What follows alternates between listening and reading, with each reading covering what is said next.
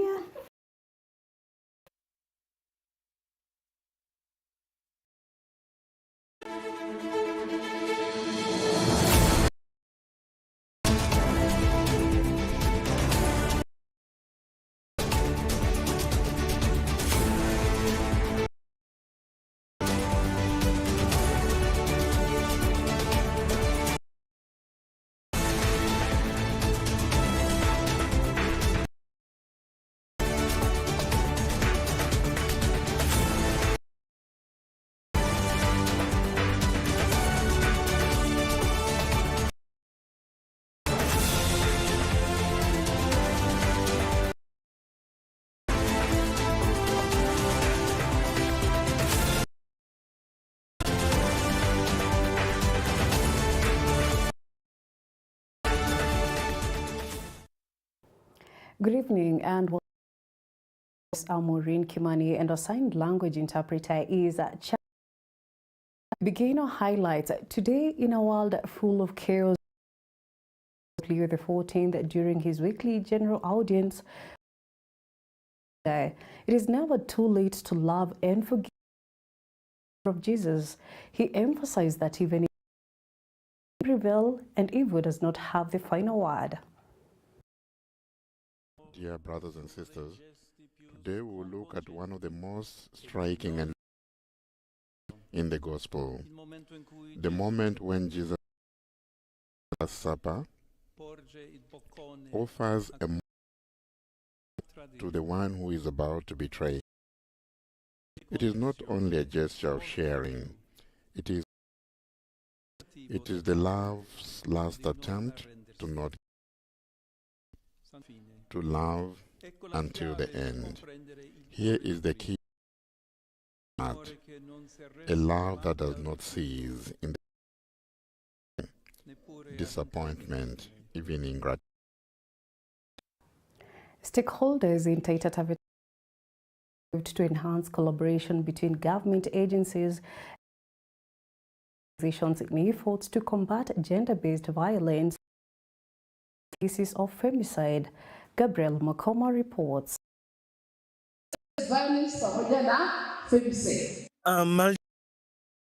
Convened by Miss Irene Muleba in partnership with human rights defenders, has raised concern over PV and femicide in Taita Taveta County. Solutions. We need to minimize these numbers to go down. Scary, and we cannot live in an environment that is scary. We need to live in an environment of us. We have children that are coming up. We have young. We need to be the hope.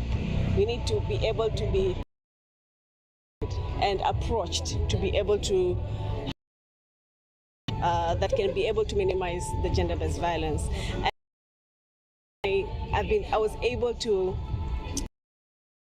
We started this work, and that is Sautia 101 very well, and also working in the communities in the aspects of gender-based violence, and also.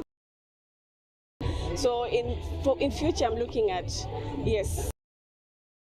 teams and being able to get to grow Taita Taveta. held in Voi under the theme Breaking the Silence.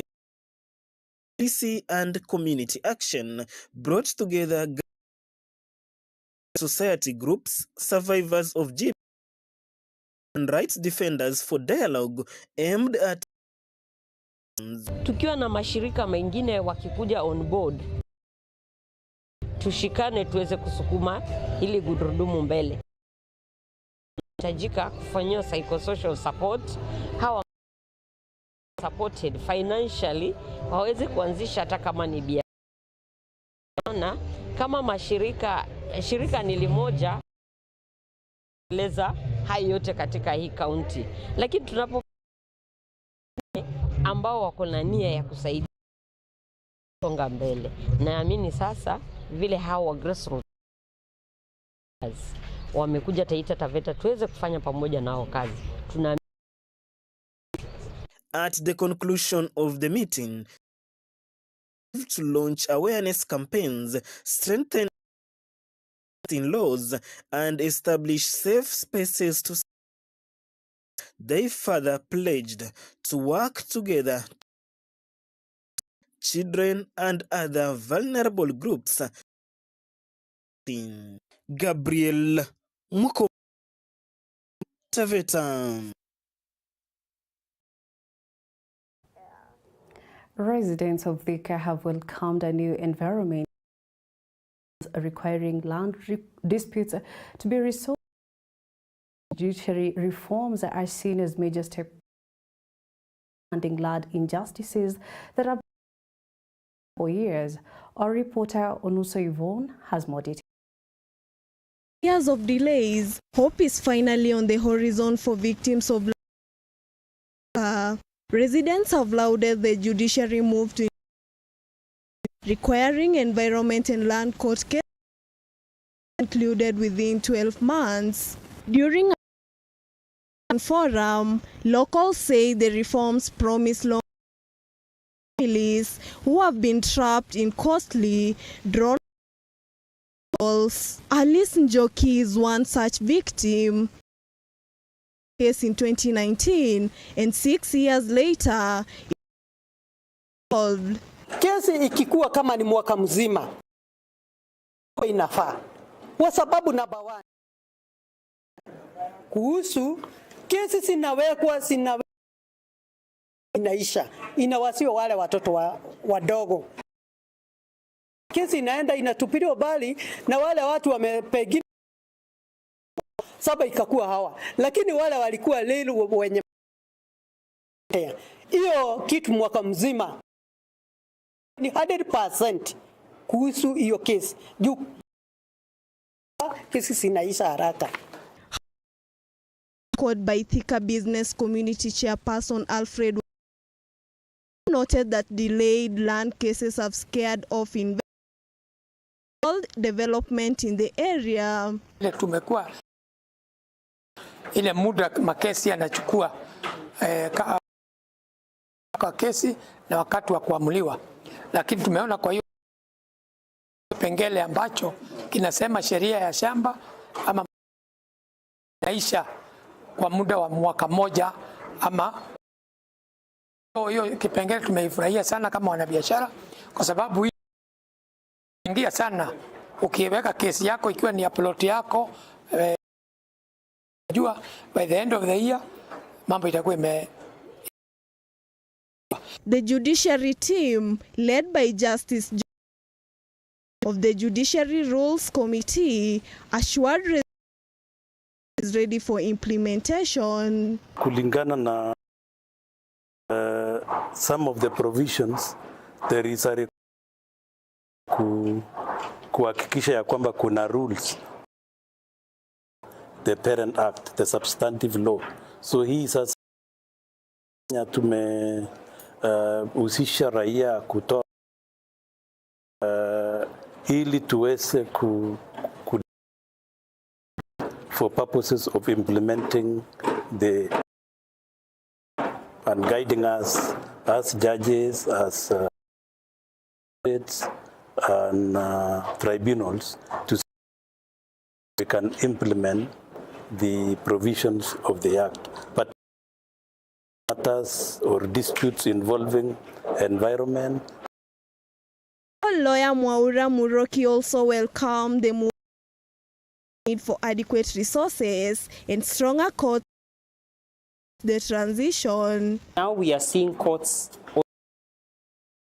where specific matters of the ELC, especially, are dealt specifically with the ELC. This has appreciation of value because we see faster value in terms of land are released very fast, disputes are resolved very fast. Of transaction, it is resolved, and property ownership. And also seeing public order, because that is that now with these rules, now that expedition and better and more organized. With land disputes of community conflict and stall, the new rules could mark a turning point not just for Thika, a country. Reporting for Catholic Focus. Von. This time, Governor Vinyandeti in the County Nurses Union. Both sides trade accusations over the ongoing strikes. Her administration has been responsive to nurses.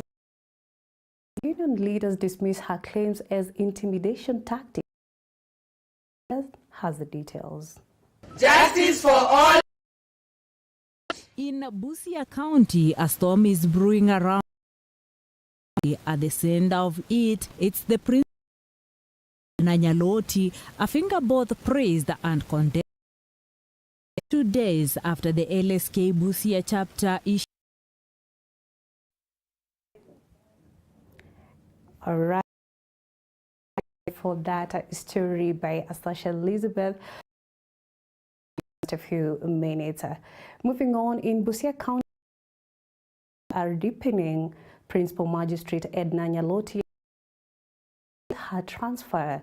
The groups accused the lawyers of protecting interest and interfering with justice.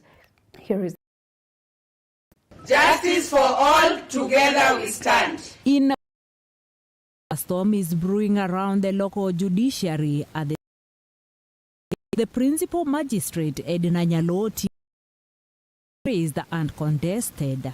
Just 2 days, the Busousia chapter issued a 21-day ultimatum for Ome to transfer Nyaloti. Civil institutions have broken their silence and they are not holding back.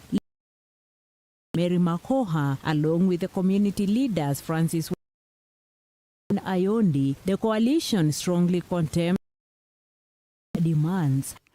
The recent public attacks by the legal fraternity targeting Chief Magistrate are deeply troubling. They appear to be acts of intimidation aimed at undermining and reviving the dark past that Busousia to overcome. No judicial officer or intimidated for performing their duties. Holding the rule of the law requires confidence, and judicial officers must be free from external pressure and threats. Huwa wanatumika vibaya na kutaka uamuzi ambao sasa inanyima mwananchi wa kawaida. Nataka haki iweze kudumu. Wenda labda hao sio katika mahali ninaona wameanza kutoa vitisho waondolewe Busousia, na sisi pia tutaitisha hapa Busousia tujue mawakili ya kazi hapa Busousia ni kina nani na ni wangapi, action yao ama mahala pao pa kufanya kazi ni wapi na wapi. Kwa tunapata mambo mengi tunaletewa, wanatishia watu maisha wapi. Sasa ninashangaa wamefika kiwango hata ya wanafanya na wao kazi kotini. They accuse the legal group who in their view has been gender-based violence, protecting children on corruption. Magistrates wote wa mahakama sana, ndio sababu unaona ya kwamba kesi nyingi zinamalizwa kwa wakati, hasa na kesi za kunyang'anya wajane mashamba zinaenda kwa sababu ya hii, ambapo tunaona sana kulia visa kama hivyo, wanamshambulia, wanataka kuweka vitisho kwenye mahakama, waishi kama wanaogopa. They want a full investigation based lawyers and the removal of advocates, those allegedly blocking access to justice through their actions. Kulingana na statement mawakili wachache wametoa, walitoa kwa press, tunaanza kuwatia na tunaenda tukikosa imani na kuweka dosari, na tunaomba hivi press Madam Faith Adhiambo, unaweza kuja we mwenyewe pia ufanye uchunguzi wa wakili hawa, tujue kama kweli kabisa wali mlango ya nyuma. As the legal battle plays out, Busousia wait and watch to see whether not just in the courtroom but within the very to protect it. From Busousia County, Focus, I am Deborah Mwanya. Half of the members of parliament from Kakamega County have performance of some contractors handling road construction. The legislators are now calling on the government action against those delivering substandard work. Kwa site na saa hii mashini imewekwa kwa hawana site, haina security, onyesha capacity, wenyewe hawako, mtu wao supervisor, hata mtu yoyote kwa hii. Ni sasa mara ya pili nikikuja hapa site, hakuna contractor kubwa, kwa sababu sisi tunataka kazi iendelee. Hatutaki watu wa kuchukua pesa kwa serikali wanapotea, serikali inalaumiwa. Sasa wao wenyewe wamechukua pesa na wameenda kufanya kazi ile imepangwa inatakiwa ifanyike. Other included Nabii Nabwera of Lugari, Christopher and Peter Nabulindo of Matungu. Government to take action against all contractors standard work, urging the relevant authorities to terminate the tenders to ensure development projects are implemented for the benefit of the citizens. Kwa bajeti ya 20 ameweka 200 million kwa hii barabara. Vile mwenzangu amesema, hiyo pesa isipotumika kwa 26, hiyo pesa itarudi kule katika hazina kuu. Mtu akipewa kazi na ashindwe kufanya kazi, jibu ule ako na uwezo apewe nafasi. Reporting for Catholic Focus, my name is Onso. President William Ruto has reaffirmed Kenya's commitment to partnership, saying the country is open and ready for business. Investment Forum in Yokohama, Japan, the president highlighted position as a gateway to Africa, emphasizing several multilateral, regional and bilateral agreements and boost economic growth. Kenya is open for business, and that is why we have signed several regional and bilateral agreements, including Africa Continental Free Trade Area, that 3.7 trillion market of 1.4 billion people in the African continent. The Kenya-European Union Economic Partnership signed and ratified and came into force presents a market of 19 trillion population of 450 million people. Again, an instrument that has already been signed, that is ready. There is opportunity for collaboration to tap into. The Africa Growth and Opportunities Act, trillion market with the United States of close to 300 million. For trade and investment, as I talk to you, winding up conversation and discussion on agreement between the US and Kenya. Again, to business people to work together and leverage to expand your enterprises, generate yourselves, create opportunities for our young people, grow our economy as we together for the benefit of both Japan and. We now embark on that story by the standoff between Machakos Governor Wavinyandeti and deepening as both sides trade accusations of. The governor insists her administration has been responsible. Union leaders dismiss her tactics. An additional recruitment way to employ 42 more, cost of 40.8 million annually. Defending her record, arguing her administration efforts to address long-standing grievances including long-delayed promotions, reforms and investments, noting that when she took over, the county's health system was weighed down, neglected facilities and broken structures. In 2022, KEMSA bill stood which definitely interfered of pharmaceuticals and non-pharmaceuticals. A very frequent electricity disconnection arising from electricity aggregated to over 59 million. Backlog of unremitted statutory was in excess of 3 billion. And almost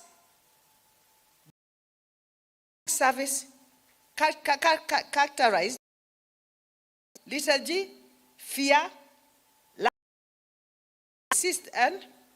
and a system of promotion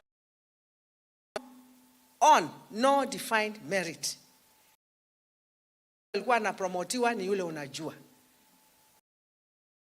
Which, as the governor of Machakos,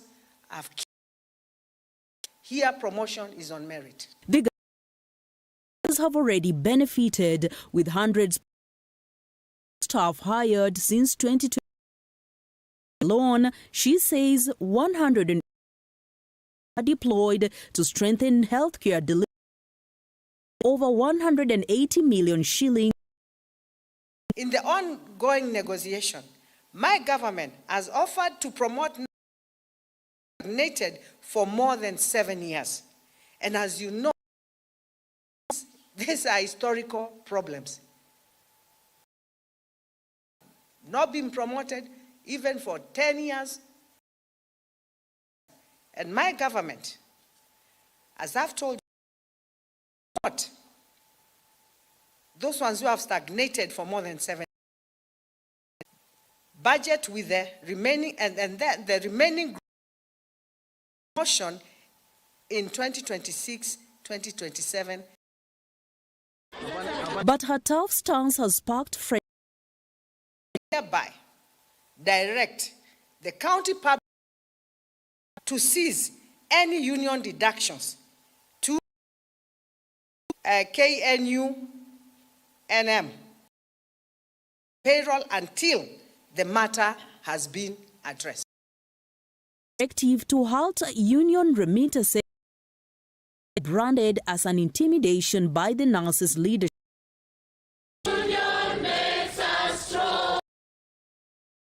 Are very professional.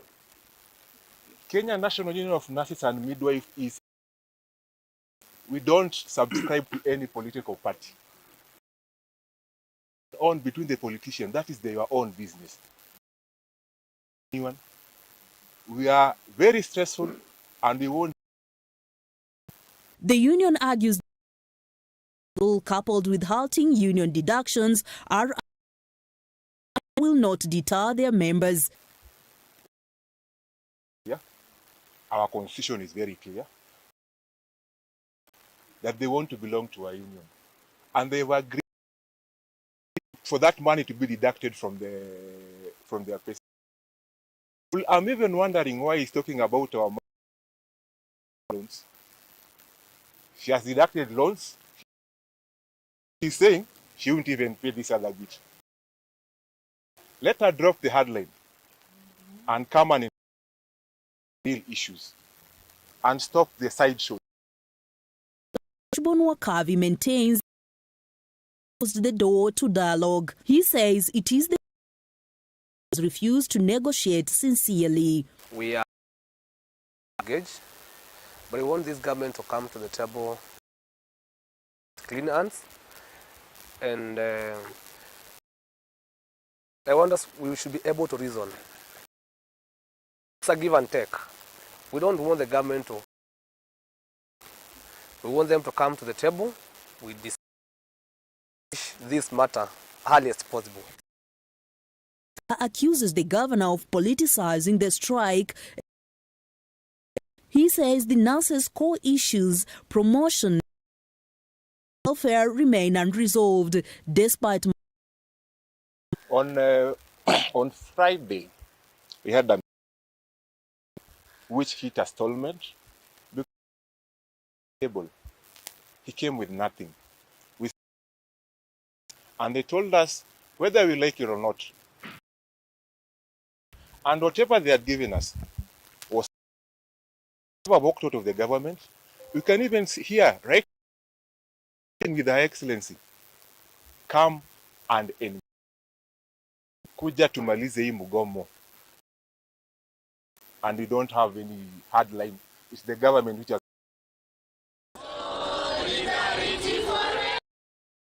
Strike has now entered its 10th day. Public facilities across Machakos in limbo, while the government has met 6 out of 7 demands. Only meaningful dialogue can end the. There's nothing that is going to take these nurses out of strike, and that we are talking about have been addressed effectively. This government to come to the table.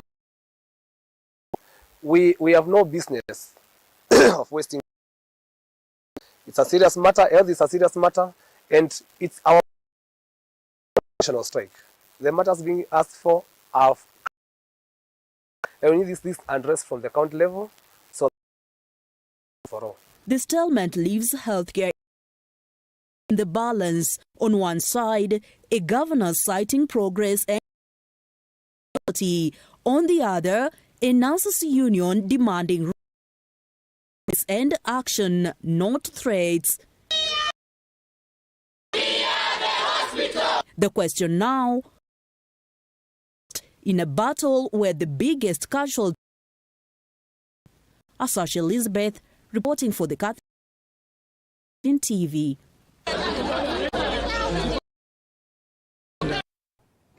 In other news, women continue to face heavy expectations of family duties and financial challenges, leaving little time for their own health and happiness. Training session in Kajiado County, experts urged self-care by focusing on mental health and encouraging men to share household responsibilities, balance and improved well-being. Here is Paris Wangom. During a reproductive health and self-care training in Kajiado County, a representative from the White Ribbon Alliance and to prioritize their health We have come here at Samuli Village as White Ribbon Alliance. We have come so that we are able to train on what's the importance of self-care. She noted that by societal expectations, which over time undermines both productivity and quality. As some of the challenges that they face, like they don't have time to take for themselves to practice self-care and even to just rest. The life of a woman has been made to be. In the circle of it, we were able to speak to them and tell them how important for women and for girls as well, and and so far we have been. They are going to change their lives, and they're going.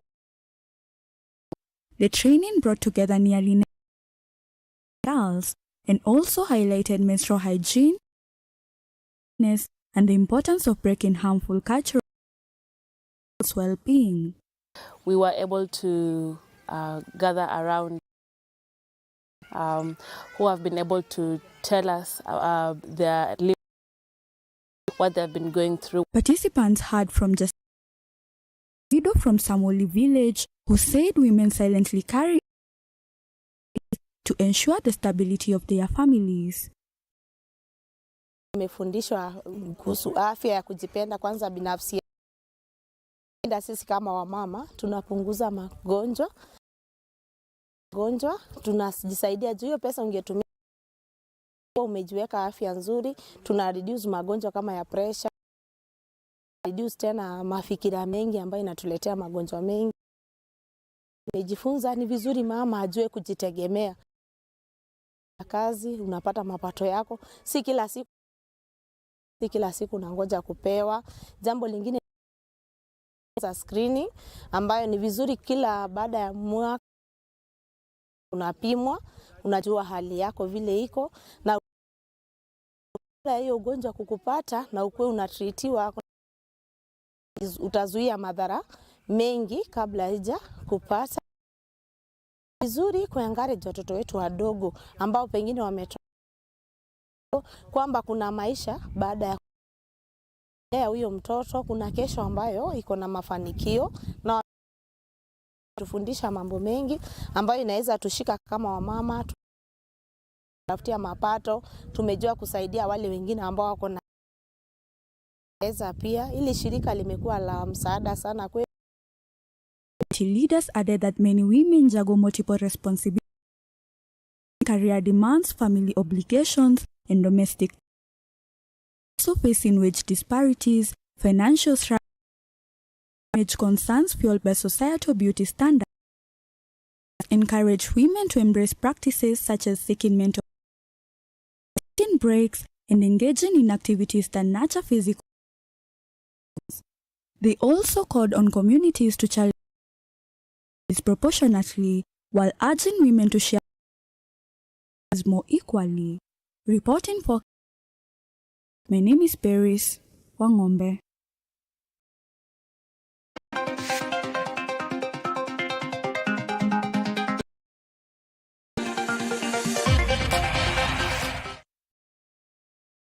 Kenya Federation has held a one-day club license of Premier League clubs. The workshop focused on strengthening the Federation of African Football requirements aimed at of football management and governance in the country. We are lucky that we've got to know more about how to professionalize and our clubs. We are needed now to professionalize and run our clubs, and in terms of infrastructure, the venues where we are supposed to professionalize them, they're supposed to be, the security has to be as per regulations and requirements. It has to have the correct grass, for example. So it is also a challenge to have physical office where at least there is a CEO, a financial, some person. It's good, and the goal posts in our fields or fiber. That is a challenge. Fields have a still one, so something. Club licensing, professionalization. To professionalize Kenyan football, we need to professionalize the NSL clubs. We need to set an example. We can be able to do that. To abide for the rules. Moving forward, quarterly audit on everything that has been presented with regards to club licensing. If you say your coach have a license, we are now in August. The league commences in by the end of November. Football Kenya will look again at your paper and see if the person who's sitting on your paper is the person who was a cafe license.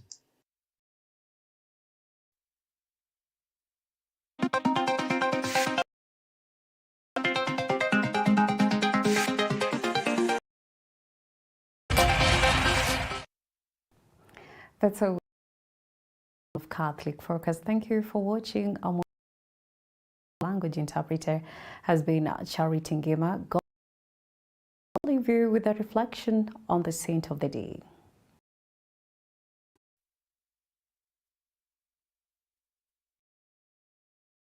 Today, 20th of August, the church celebrates the memorial of born in 1090 near Dijon, France. Saint Bernard was raised in a noble Burgundian family of deep faith.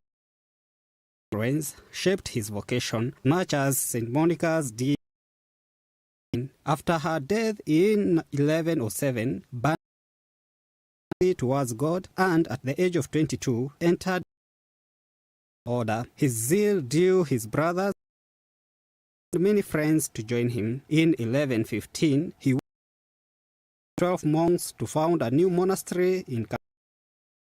He named Crevaux, the Valley of Light. But for the rest of his life, combining contemplation with poor health, Bernard lived with great austerity, ordinary clarity, and eloquence, earning the title Doctor, the honey-sweet doctor. Bernard, popes, played a decisive role in healing and passionately defended the faith against heresies and offenses. A gifted preacher, he was commissioned to call for the Second Crusade. He was also renowned in devotion and popularized the prayer. His greatest work, Sermons on the Soul, is a classic of spiritual theology. Church in 1830, Bernard teaching that salvation flows from God's infinite. On August 20th, 11 canonized in 1174. He is the first candle makers, wax refiners, and Queen's Courage. Crevaux, pray for us.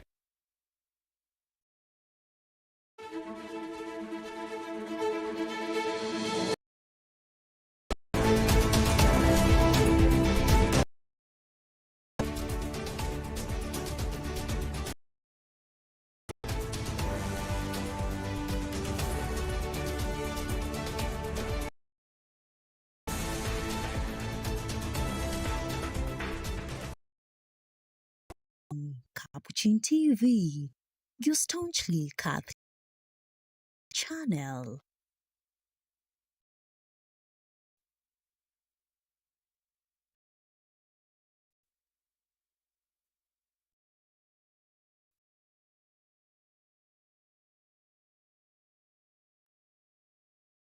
Capuchin TV.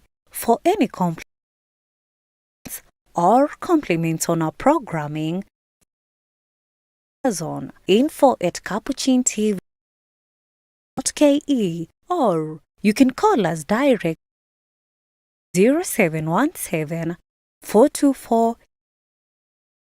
Your complaint shall be addressed with. Remember to keep a copy of your communication. Keep watching Capuchin TV. Identity. Jimbo Katoliki la Ngong linawakaribisha baada ya misa takatifu ya kumbukumbu ya Father John aliyeuawa miaka 25 iliyopita. Ni mtu alikuwa anahubiri na alikuwa anahubiri umoja, na wakati hata pengine akimaliza na kukaa nje anaongea na Wakristo patia tumaini. Ni mtu ambaye alikuwa na ni mtu alikuwa anatetea haki za ubinadamu. Alikuwa anatuambia ama kutendea kitendo mbaya. So unaona ni analeta watu pamoja. Mambo ya Father Kaiser isahaulike. Kazi kubwa kama padri na kama mtu wa Mungu alipenda kuangalia rangi ama dini ya watu. Hafla hii ya kipekee tarehe 22 mwezi huu wa Agosti 2025 katika eneo 3 kamili asubuhi. Takatifu itaongozwa na Mhashamu Askofu John Oba Katoliki la Ngong. Njooni tukumbuke urithi wa Father John Anthony Kaiser, shujaa wa haki.